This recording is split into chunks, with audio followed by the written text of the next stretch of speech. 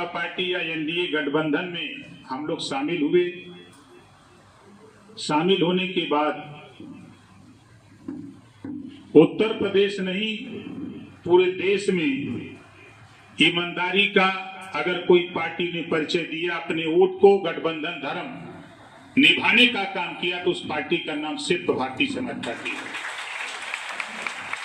आप लोगों ने अपने नेता के निर्देश पर चुनाव कौन लड़ रहा है कौन नहीं लड़ रहा है, इससे आपके ऊपर कोई असर नहीं। आपने अपने अपने लोकसभा में जो प्रत्याशी रहा उसको आप लोगों ने वोट दिलाने का काम किया। ये बात मैं नहीं कह रहा हूं, एक ऐसा नेता है जो अपने वोट को एनडीए प्रत्याशी को दिलाने का काम किया।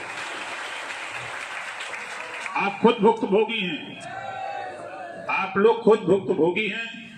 गठबंधन धर्म किसने निभाया किसने नहीं निभाया वो अच्छी तरह आप लोग जानते हैं, उस पर चर्चा करने की जरूरत नहीं। पे बैठ करके अखबार में या पेपर पे हम अध्ययन कर रहे हैं। दोस्तों, असफलता इस बात का द्योतक है कि सफलता के लिए प्रयास पूरे मन से नहीं किया गया। इतना ध्यान में रखिए, हमारे पास फौज है, कोई दिक्कत नहीं। अभी ये पूरी की पूरी फौज नहीं है। अभी इसको राजनीति कैसे की जाती है अगर इसको मालूम होता तो आज ये दिल्ली में सरकार में होती। आज ये दिल्ली में सरकार में होते। अभी ये अनट्रेंड लोग हैं। आप उठा के देखो साथी, इस बात को मैं क्यों कह रहा हूं।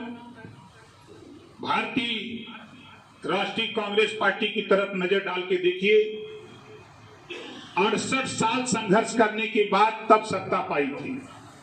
कितने दिन? 68 साल। 50 साल संघर्ष करने के बाद तब भारतीय जनता पार्टी 2 सांसद पाई थी, है ना? और हम 14 साल मेहनत किए, हम सब लोग मिलके। जब आप लोगों की मंशा हुई कि नहीं, हम लोगों को अब विपक्ष के द्वारा उपेक्षा की जा रही है, तो मैंने सोचा कि थोड़ा सत्ता का स्वाद चखा दें आपको। तो फिर जबरी मैं आपको सत्ता में ले गया, आप लोगों की भावनाओं को देखते हुए। और सत्ता में जाने के बाद कुछ तो आनंद आप लोगों को आया ही होगा। कुछ आया था कि नहीं? पिछली सरकार का आया था। फिर सत्ता से हटे तो आपको निराशा आई। सत्ता से हटने के बाद आप बताओ, पार्टी बढ़ी कि घटी? जोर से बोलो। कितने लोगों को समझ में है कि सत्ता से बढ़ी? जरा हाथ उठाइए। बढ़ी ना? अब चुनाव हम लोग लड़े दूसरी पार्टी से।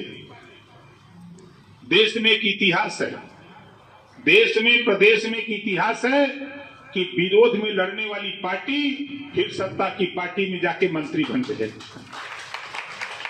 बोलो सही है कि गलत? हम लोग सत्ता के विपरीत लड़े और सत्ता में फिर चले गए। अब आप सोचो, हमारे एक दुश्मन नहीं है। कल तक तो 1 लाख से ज्यादा गरियाते थे लोग, और वो हमारी बिरादरी के ज्यादा गरियाते थे पहले। अब वो संख्या घटते घटते 1000 में आ गई है। वो संख्या घटते घटते 1000 में आ गई। लेकिन वो 1000 बहुत मजबूत लोग हैं। वो 1000 लोग बहुत मजबूत हैं। और सबसे पहले जितने भी पिछड़े समाज के नेता हैं, चाहे वो किसी जाति का हो, पिछड़े और दलित समाज का, अल्पसंख्यक समाज में या सामान्य वर्ग में, किसी जाति का हो, जो राजनीति करता है वो ओम प्रकाश राजभर को खत्म करना चाहता है। वो ओम प्रकाश राजभर को खत्म करना चाहता है। आपको इस बात की भनक नहीं है, लेकिन भनक मुझे है। इस नाते खत्म करना चाहता है। आप उसको प्रधान नहीं बनने दे रहे हो, आप उसको क्षेत्र पंचायत नहीं बनने दे रहे हो, आप उसको जिला पंचायत नहीं बनने दे रहे हो, आप उसको एमएलए और एमपी बनने के लिए बाधक बन गए हो। तो बताओ दुश्मन छोड़ेगा कहां? वो हमेशा पूरी ताकत से लगा है। और हम सोच रहे हैं कि दुश्मन खत्म हो गया, दुश्मन बचा है, एकदम चुनिंदा है। अब दुश्मन से टकराना है, और दुश्मन से टकराने की कुवत आपको बता दूंगा, किसी में हो ना हो, लेकिन ओम प्रकाश राजभर के पास तो है। ऐसे सभी ओम प्रकाश राजभर का विरोध करने वाले लोगों को जमीन में दफना के दिखाऊंगा, घबराओ नहीं। 5 साल खाली इंतजार करो, थोड़ी सी ताकत पैदा करो, थोड़ी सी ताकत पैदा करो। ऐसे लोगों की औकात ना दूंगा मैं। हमारी बात बहुत कड़वी होगी।